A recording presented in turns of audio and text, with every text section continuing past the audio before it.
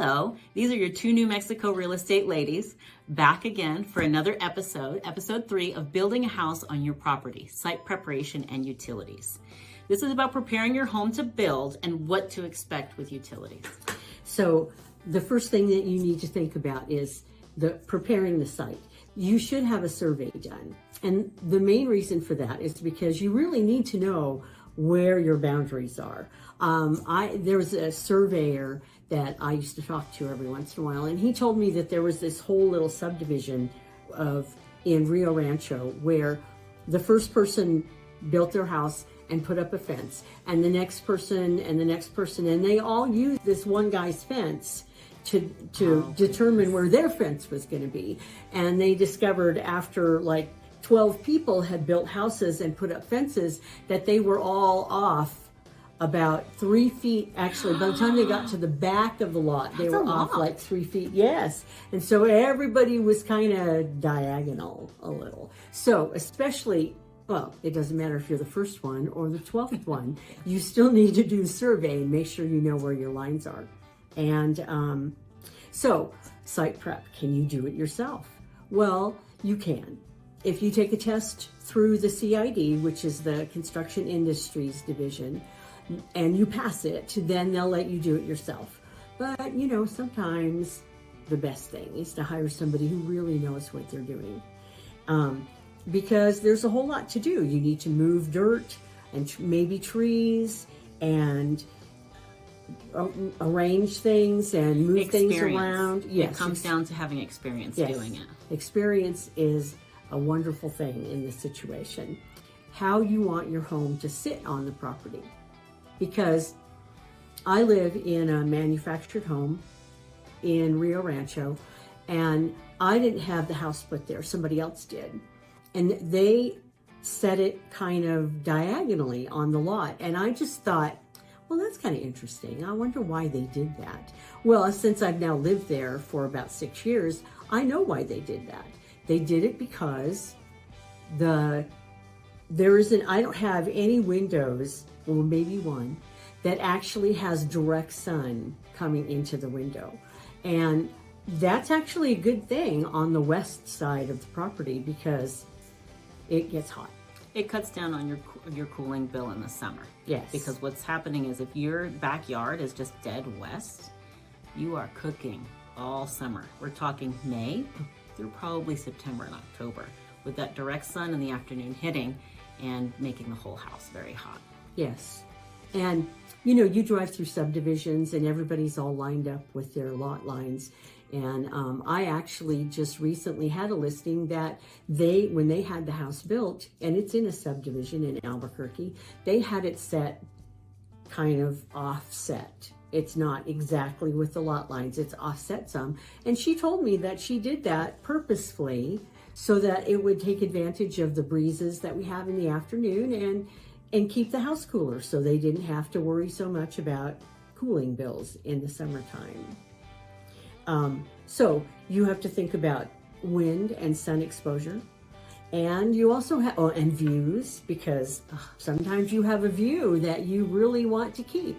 And so you need to make sure that your house is set up so that you can take advantage of that. So if you have the potential for a mountain view anywhere in New Mexico, yes, your questions are, is it going to be from the family room? Is it going to be from the kitchen? Or is it going to be from the master bedroom? Right. Because those are the 3 rooms that people really like having a mountain view from. Right, right. A garage or a carport. In the city of Rio Rancho, inside the city limits, if you put in a modular home or a manufactured home, they require that you do a garage. And I'm sure that probably applies to stick-built homes too, but you know, stick-built homes kind of come with them already. Yeah, come with them already. That's right. So if you're doing a manufactured home or a modular home, they do require that you have a garage. So that means you have to take into consideration not just putting a structure up, because some people will want to just put a metal garage up real quick, like one of those quickie buildings, and that's fine. But are you going to put electricity in it? Are you going to want to put a whole slab down? Or are you going to want to do kind of a gravel one, which I thought in theory was an option. I don't know if anybody still does that. But either way, you have to take those costs into consideration and where you're going to place them on the property. Out here, backyard access is one of the most popular. It's super big. people want to have access to the backyards. Yes. So if you position the house a certain way, even at an angle, or maybe you have it still, you decide to go with a traditional dead set regardless of the direction of the street, you still have to ask yourself, where are you going to put that garage in relation to the house? Are you going to purposefully leave space to go all the way around to the back so that you can always landscape later, throw a pool in, do whatever you want? Because being able to access the back, if you want to do a garden, if you wanted to homestead, you want access to the back so you're not wheelbarrowing your materials into the backyard. Yes. You also need to think about, are you going to have a porch or a deck? A patio? Are you going to cover it? Are you not? I think covered patios are, personally, I think that's the way to go, just because unless you're, depending on how your house is situated, because your house could be your shade in the afternoon, depending on what direction you're facing. So those are the majority of the big things you have to think about. But then we have utilities. And so you also need to know where your utilities are going to come in, because you're going to have to make trenches. And, in the city of Rio Rancho, electricity is required to be underground. And plumbing is underground. And natural gas is underground. So in terms of utilities, you're looking, we reviewed this in episode 1, water. Okay, so you're going to need to be prepared to either connect to city water at roughly $80 per linear foot, okay, coming all the way to your property, or you're going to need to be prepared to do a well. Okay, that's going to require, they're very deep out here because the water table is much lower than in traditional places, and it's going to be somewhere in the ballpark of $15,000 to $25,000, depending, because they're going to have to, they have ways of finding out exactly how deep it is for those areas, and that's what they're going to base it on. So, and then when you, after the water, you're going to look at the gas. So again, you're going to either do natural gas and hook up to basically city natural gas, and that will be also linear foot for, per gas line. I think it's around $8 per foot, okay? Or you're going to go ahead and connect with the gas. You're going to contract with a propane company, and they're going to charge you, a yearly rental fee for the actual propane tank. Okay, which is not a big deal. That's not going to be what makes it or breaks it. But you're also dependent on them at that point for whatever price they charge for propane. And it's my understanding that kitchen appliances have to be converted for propane, correct? Or can you just put a natural gas stove there? No. Yeah. They have what's called an orifice. And you have to change the orifice. I know. And my husband's a plumber. I know all about orifices. So it's basically because propane and natural gas are different, I don't know what to call it, thicknesses. Okay. That's probably not the right word, but you got the idea. And so there's conversion kits for it. Yes. I could have sworn the last time I shopped for a stove, I saw that they had like propane conversion kits so that you could use it. They do. So those are all things to keep in mind in terms of water and gas. And as far as wells are concerned, I have a well. My well is a little bit over 600 feet deep. That's crazy. And I have some friends that live further west than I am, and their well was 1,000 feet deep. Yeah. Wow. So so there's, and the closer you get, because we're close to the river, or at least we're not too far away from it. The closer you get to the river, the higher the water table is. So, of course, that's not going to make. And everybody knows the river here is the Rio Grande that cuts through New Mexico. Well, that's the only river. Didn't. Other parts of the country have gazillions of rivers. You just cross a creek everywhere you go. Not here. Yeah. Okay, so the river is the Rio Grande. And propane. This is.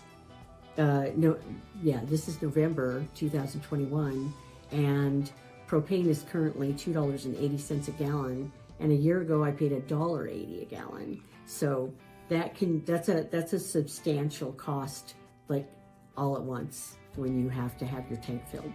Gotcha. Okay. So then you also have sewer. So if you are close enough to hook up to city sewer, then that's going to cost you about $5,000 for the connection to the main, Oh gosh. and then $50, about $50 a linear foot from the main to your house. Okay. A septic system, if you don't have access to city sewer, a septic system is going to cost you probably around $10,000.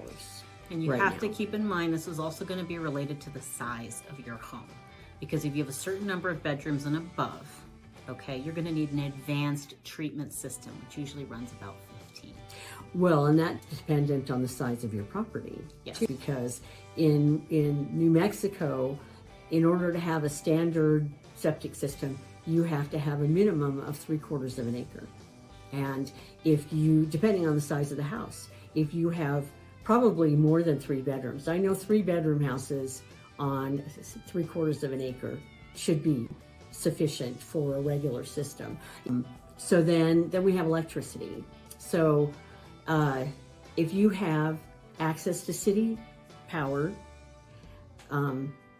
then that's going to cost you about $25 a linear foot to get it from, and we're talking about from whatever the main thing is that the electric company has.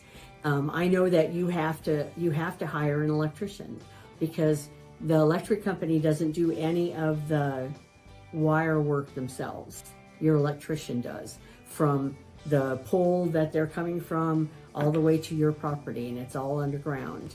If you want to do a solar system that, like, off completely the off grid kind of thing, a solar system that's got battery backup and everything that you need to be able to function is going to cost you $40,000 to $50,000.